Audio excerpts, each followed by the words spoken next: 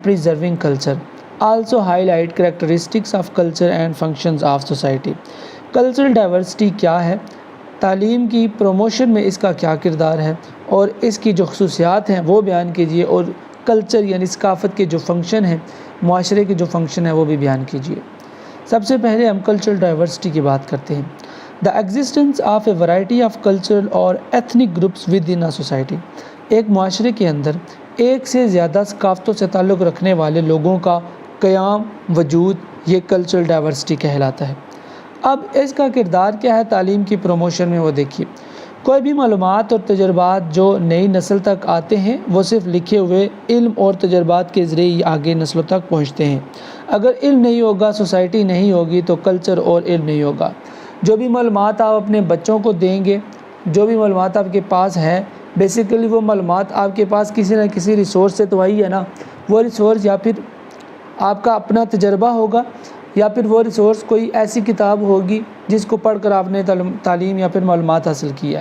تو کلچر کو آگے بڑھانے میں، کسی بھی قوم کی ثقافت کو آگے بڑھانے میں، یا پھر کسی بھی نسل کو تعلیم دینے میں کلچر کا بڑا اہم کردار ہے، اور علم کا بڑا اہم کردار ہے، کیونکہ علم کے بغیر نہ تو کوئی ثقافت، نہ کوئی کلچر پروان چڑھ سکتا ہے، اور نہ ہی کلچر کے بغیر، نہ ہی ثقافت کے بغیر آپ کوئی بھی علم آگے پہنچا سکتے ہیں یا پھیلا سکتے ہیں۔ کریکٹرسٹکس آف کلچر میں سب سے پہلا پوائنٹ ہے شیئرڈ، یعنی آپ کا کلچر دوسرے لوگوں کے ساتھ وہ شیئرڈ ہوتا ہے۔ لرنڈ، آپ یہ کلچر سیکھتے ہیں، یعنی آپ پیدا ہوتے ہیں تو آپ کے ذہن میں کلچر نہیں ہوتا، ثقافت ایک چیز آپ کے ذہن میں پیدائش کے ساتھ نہیں آ جاتی، بلکہ آپ جہاں پر رہتے ہیں وہاں پر آپ لوگوں سے سیکھتے ہیں۔ ناٹ انہیریٹڈ، وہی بات ہے، وراثت میں نہیں ملتا۔ بایولوجیکل، وہی بات ہے، آپ کے ڈی این اے میں ثقافت نہیں ہوتی، بلکہ آپ جہاں پر رہتے ہیں وہاں پر آپ لوگوں کے ساتھ اٹھ بیٹھ کر مل جل کر سیکھتے ہیں۔ انٹیگریٹڈ، ثقافت میں بہت ساری پہلو جو ہیں وہ آپس میں جڑے ہوئے ہوتے ہیں، یقین، اتحاد، تنظیم، دوسروں کی عزت وغیرہ وغیرہ۔ سمبولک، آپ کا کلچر آپ کی علامت ہے، آپ کی پہچان ہے، آپ کی شناخت ہے۔ پیٹرن آف لرنڈ بیہیویئر، یعنی کلچر میں وہ ساری چیزیں ہوتی ہیں جو کہ آپ تجربات کی مدد سے سیکھتے ہیں، پریکٹیکل کر کے دیکھتے ہیں، ارد گرد زندگی میں تجربہ کرتے ہیں، وہی ساری چیزیں کلچر بن جاتی ہیں۔ انکلوڈز ویلیوز نالج، کلچر میں بیسیکلی علم ہوتا ہے اور اقدار ہوتی ہیں۔ ڈیلز ود کسٹم، کلچر میں مختلف طرح کی رسومات ہوتی ہیں۔ تو یہ ساری کریکٹرسٹکس ہیں کلچر کی۔ اب کسی بھی معاشرے کا فنکشن ہے، کیا فنکشن ہوتا ہے، کردار کیا ہوتا ہے؟ سوشل چینج اینڈ کنٹرول، معاشرے کا کردار، معاشرے سے کیا مراد ہے؟ معاشرہ بیسیکلی لوگوں کے گروپ کو کہتے ہیں۔ اب لوگوں کے گروپ کی ذمہ داری یہ ہے کہ اگر ان میں سے کوئی ایک بندہ کوئی گڑبڑ کر رہا ہے تو وہ اس پر کنٹرول کریں۔ فار ایگزامپل، اگر کوئی بندہ شراب کا کاروبار شروع کر رہا ہے تو باقی بندوں کو، سوسائٹی کو چاہیے کہ اس کاروبار کو کنٹرول کریں اور چینج کیا جائے، بند کیا جائے۔ Construction of experiences, development of social and moral values, اس کا مطلب یہ ہے کہ جو سوسائٹی ہے، جو بندے ہیں، ان کا یہ فرض بنتا ہے کہ وہ اخلاقی اقدار اور سماجی اقدار کو پروان چڑھائیں۔ جو اپنے ارد گرد موجود بندوں کو تجربات وہ سکھا رہے ہیں، وہ ایسے تجربات ہوں جو پریکٹیکل لائف میں ان بندوں کو آگے چل کر فائدہ پہنچانے والے ہوں، نہ کہ ایسے تجربات ہوں کہ وہ ہر قسم کی برائی سامنے ہو، کیونکہ آپ نے تو کل مر جانا ہے۔ جو نئی نسل آئے گی، انہوں نے پھر اگر آپ کے پٹھے قدموں پر چلنے کی کوشش کی تو ان کو نقصان ہوگا، اور پھر گالیاں آپ کو بھی پڑتی رہیں گی جب تک آپ قبر میں پڑے رہیں گے۔ پرووائڈنگ اپرچونٹی فار ایکوالٹی، سب کو مساوی موقع دینے کے لیے کوشش کرنی ہے، یہ مقصد ہوتا ہے سوسائٹی کا۔ انکلکیٹنگ سول رسپانسبلٹی، ایک شہری کے طور پر آپ کی کیا ذمہ داری ہے؟ یہ ذمہ داری معاشرے کے لوگوں میں ڈالنا سوسائٹی کا کام ہے، معاشرے کا کام ہے۔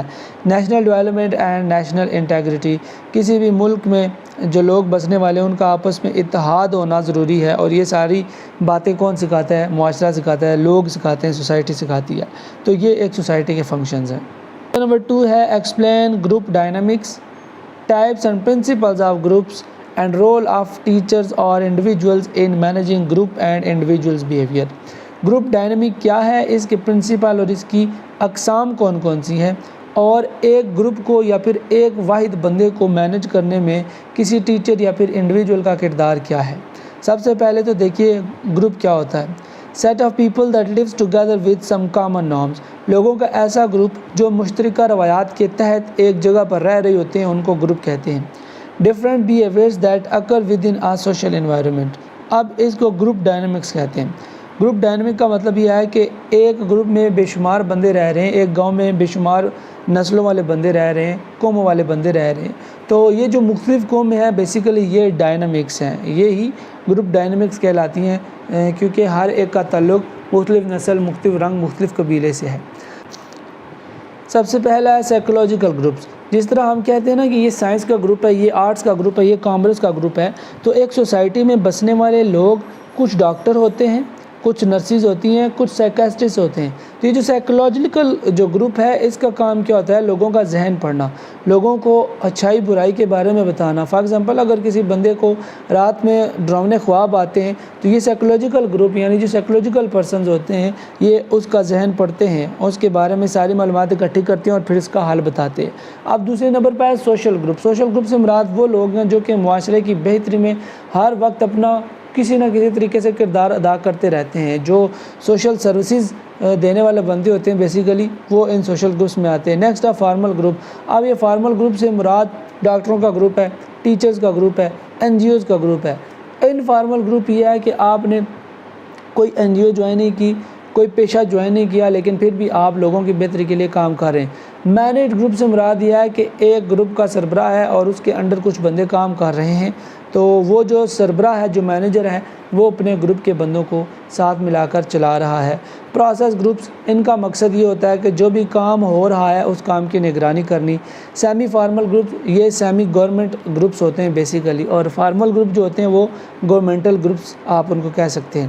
سیمی فارمل گروپس یہ کچھ گورنمنٹ کے قوانین کو فالو کرنے کے پابند ہوتے ہیں، یعنی گورنمنٹ کے کچھ اختیارات ان کو دے دیے جاتے ہیں، جیسے پیک اور پیف کے انسٹیٹیوٹ ہوتے ہیں، ٹھیک ہے، وہ مکمل طور پر گورنمنٹ کے انڈر نہیں ہوتے، پرائیویٹ ہوتے ہیں، لیکن ان میں سارا جو اسٹرکچر ہے وہ گورنمنٹ کا چل رہا ہوتا ہے۔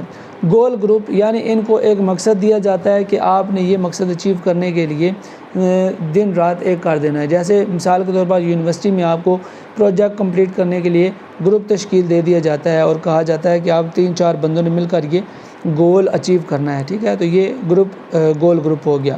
Learning group, problem solving group. Problem solving group کا مطلب یہی ہے کہ آپ نے مل جل کر کوئی پرابلم سالو کرنا ہے، اور لرننگ گروپ کا مطلب یہ ہے کہ ٹیچر پڑھا رہا ہے، آپ کے مختلف گروپ بن گئے، ٹھیک ہے، آپ بیٹھے سیکھ رہے ہیں اور سیکھنے کی کوشش کر رہے ہیں، یہ لرننگ گروپ ہے۔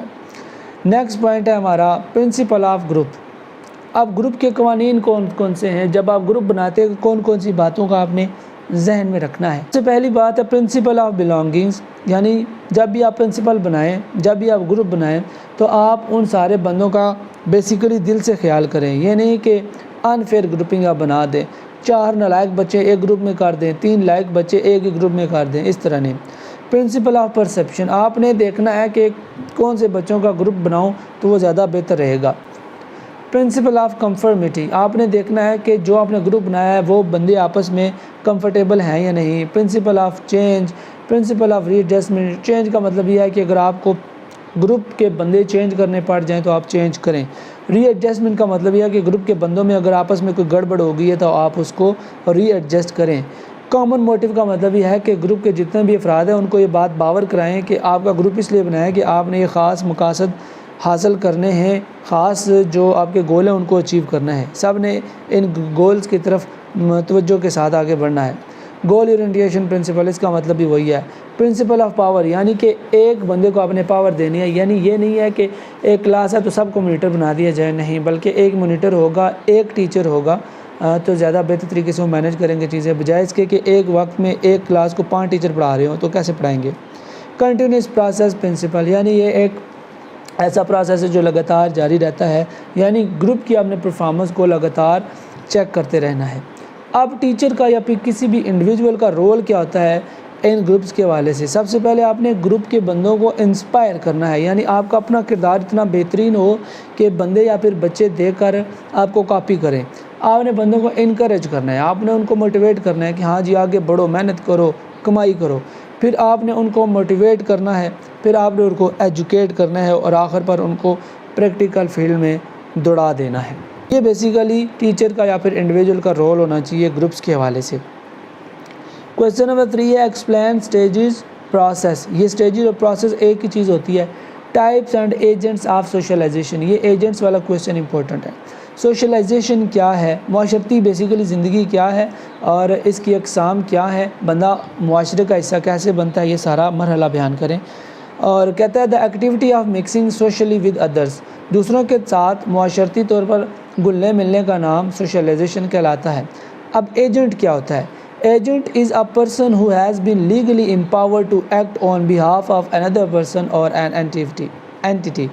ایجنٹ کا مطلب یہ ہے کہ ایک ایسا بندہ جس کو کسی دوسرے بندے کے بہاف پر طاقت مل گئی ہے، اختیار مل گیا ہے اور وہ اس اختیار کا استعمال کرے۔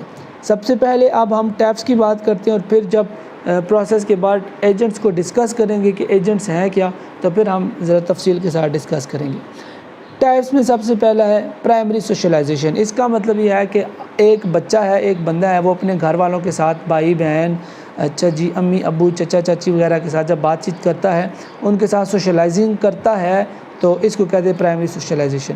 سیکنڈری سوشلائزیشن، بچہ گھر سے جب باہر نکل جاتا ہے، محلے کے دوستوں کے ساتھ، لڑکوں کے ساتھ جب بات چیت کرتا ہے، سوشل ہوتا ہے، تو یہ سیکنڈری سوشلائزیشن کہلاتی ہے۔ ڈیولپمنٹل سوشلائزیشن یعنی بندہ یا پھر بچہ جب کسی ایسے گروپ کا حصہ بن جاتا ہے جہاں پر آپ نے اپنی پرسنالٹی کو گروم کرنے کے لیے کچھ کلاسیں لینی ہے یا پھر ایک دوسرے کے ساتھ تبادلہ خیال کرنا ہے، تو جب ایسی بات چیت ہوگی تو اس کو کہتے ہیں ڈیولپمنٹل سوشلائزیشن۔ اینٹیسپیٹری سوشلائزیشن کا مطلب یہ ہے کہ آپ کو ایک ٹاسک مل گیا ہے، آپ کو ایک رول مل گیا ہے، اب آپ نے اس ٹاسک کو اچیو کرنے کے لیے اپنا کردار نبھانا ہے۔ ریچ سوشلائزیشن کا مطلب یہ ہے کہ اب آپ نے پرائمری سوشلائزیشن کر لی، سیکنڈری کر لی، اینٹیسپیٹری کر لیا، ڈیولپمنٹل کر لیا، تو اب آپ ان ساری جو سوشلائزیشنز ہیں ان کو بار بار پریکٹس کریں، بار بار ری سوشل ہوتے رہیں، اس کا مطلب ہے ری سوشلائزیشن۔ چھٹے نمبر ہے آرگنائزیشنل سوشلائزیشن، یعنی آپ کسی آرگنائزیشن میں کام کر رہے ہیں تو مختلف طرح کے بندے آپ کو ملتے ہیں، ان سب کے ساتھ جب آپ بات چیت کرتے ہیں تو اس کو آرگنائزیشنل سوشلائزیشن کہتے ہیں۔ گروپ سوشلائزیشن، آپ کا گروپ بن گیا ہے، آپ نے اپنا ٹاسک اچیو کرنا ہے، تو اس ٹاسک کے اچیومنٹ کے لیے جب آپ ایک دوسرے بندے سے، گروپ کے بھائی دوسرے بندوں سے جب آپ بات چیت کرتے ہیں تو اس کو گروپ سوشلائزیشن کہتے ہیں۔ جنڈر سوشلائزیشن کا مطلب یہ ہے کہ لڑکے لڑکیاں آپس میں باتیں کریں، یا پھر لڑکیاں آپس میں، یا پھر لڑکے لڑکیاں مکس آپس میں کسی بھی خاص مقصد کے حصول کے لیے جب سوشلائزیشن کرتے ہیں، جیسا کہ یونیورسٹیز میں، تو اس کو کہتے ہیں جنڈر سوشلائزیشن۔ اب سوشلائزیشن کرنے کے کتنے مراحل ہیں، کون سا وہ پروسیس ہے؟ بیسیکلی 3 مراحل ہیں۔ ایک ہے چائلڈہڈ، بچہ چھوٹا ہوتا ہے تو گھر والوں کے ساتھ سوشلائزیشن کرتا ہے، اپنے کلاس فیلوز کے ساتھ سوشلائزیشن کرتا ہے، محلے والوں کے ساتھ۔ پھر وہی بچہ جب بڑا ہو جاتا ہے تو بڑی کلاس کے بچوں کے ساتھ، بڑے لڑکوں کے ساتھ، ٹھیک ہے جی، وہ سوشلائزیشن کرتا ہے۔ پھر ایڈلٹہڈ، پھر وہ جوانی لڑکپن کی عمر میں پہنچ جاتا ہے۔ تو بیسیکلی یہ 3 سٹیجز ہیں، 3 جو ہے نا طرح کے عمل سے بچہ گزرتا ہے اور سوشلائز ہوتا ہے۔ اب ایجنٹس کون سے ہیں؟ ٹھیک ہے، ایجنٹ سے مراد وہ تمام بندے، وہ تمام عناصر ہیں جو کسی بھی بندے کو سوشل ہونے میں یعنی معاشرتی زندگی اپنانے میں اس کی مدد کرتے ہیں۔ سب سے پہلے ہے فیملی۔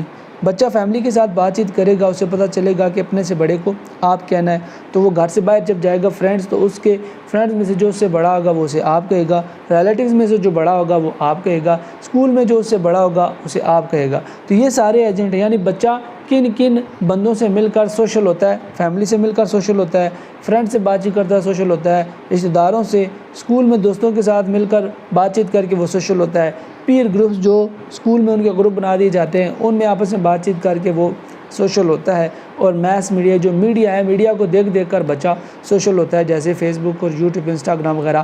آج ہم سبھی سوشل ہیں، ابھی ہم یوٹیوب کے توسط سے یہ بات سن رہے ہیں اور کر رہے ہیں، بات پڑھ رہے ہیں، تو ہم بھی میس میڈیا کے ذریعے سوشل ہو رہے ہیں، سوشلائزیشن کر رہے ہیں، اور ہم سارے بھی سوشلائزیشن کے ایجنٹ ہیں۔ Question number 4 explain social institutions, their types and functions اور رولز۔ سوشل ادارے کون سے ہیں، ان کی اقسام بیان کیجیے اور ان کا مقصد یا پھر ان کا کیا کردار ہوتا ہے۔ Social institution is the name of inter coordination of social relationships. Social institution کا مطلب یہ ہے کہ جب لوگ آپس میں مل جل کر ایک دوسرے کے کام آتے ہیں تو بیسیکلی اسی کو سوشلائزیشن کہا جاتا ہے۔ ایک اسکول میں، ایک کلاس میں بچے جب ایک دوسرے کے کام آتے ہیں تو وہ کلاسک سوشلائزیشن کہلاتی ہے۔ اسی طرح جب آپ معاشرے میں ہیں، ٹھیک ہے جی، اور ایک دوسرے کے ساتھ مل کر کام کر رہے ہیں تو وہ سوشلائزیشن کہلائے گی، یعنی سماجی رابطہ کہلائے گا، ٹھیک ہے۔ اسی طرح آپ کسی اکانومی میں، مثال کے طور پر بینک میں موجود ہیں، ٹھیک ہے، تو بینک کے جو بندے آپس میں بات چیت کریں گے، گپ شپ لگائیں گے، اس کو اکانومک سوشلائزیشن کہا جاتا ہے۔ آپ کے جو گھر والے ہیں آپ سے بات چیت کریں گے مختلف امور پر، تو وہ فیملیل سوشلائزیشن کہلائے گی۔ اگر آپ کسی مذہبی ادارے میں، مدرسے میں ہیں، تو جو ٹیچر اور طلباء آپس میں بات چیت کریں گے وہ ریلیجیس انسٹیٹیوشن سوشلائزیشن کہلائے گی۔ اسی طرح جو سیاست میں، ٹھیک ہے جی، سیاسی بندے آپس میں گپ شپ لگائیں گے تو وہ پولیٹیکل انسٹیٹیوشنل سوشلائزیشن کہلائے گی۔ تو یہ ساری اس کی کچھ ٹائپس ہیں، اتنا مشکل کویسچن نہیں ہے، آسان ہے۔ اب ہم اس کے فنکشنز دیکھتے ہیں۔ جو سوشل انسٹیٹیوشن کے ادارے ہیں، جو سماجی یا پھر معاشرتی رابطے کے ادارے ہیں، ان کا مقصد کیا ہوتا ہے؟ سب سے پہلا مقصد ہے اکانومک فنکشن، یعنی آپ معیشت کے بارے میں ڈسکس کریں اور دیکھیں کہ معاشی حالات کس طرح کے ہیں۔ جو سیاسی ادارے ہیں وہ سیاست کے حوالے سے ڈسکس کرتے ہیں کہ سیاست میں ملک کا کیا کردار ہے، سیاست کس طرف جا رہی ہے، ملک کس طرف جا رہا ہے، کیا کیا کرنا ہے، کیا کیا چیزوں سے بچنا ہے۔ فیملیل فنکشن یعنی خاندانی جو نظام ہے وہ آپ کو بتاتا ہے کہ آپ نے خاندانی زندگی کیسے گزارنی ہے، ٹھیک ہے جی۔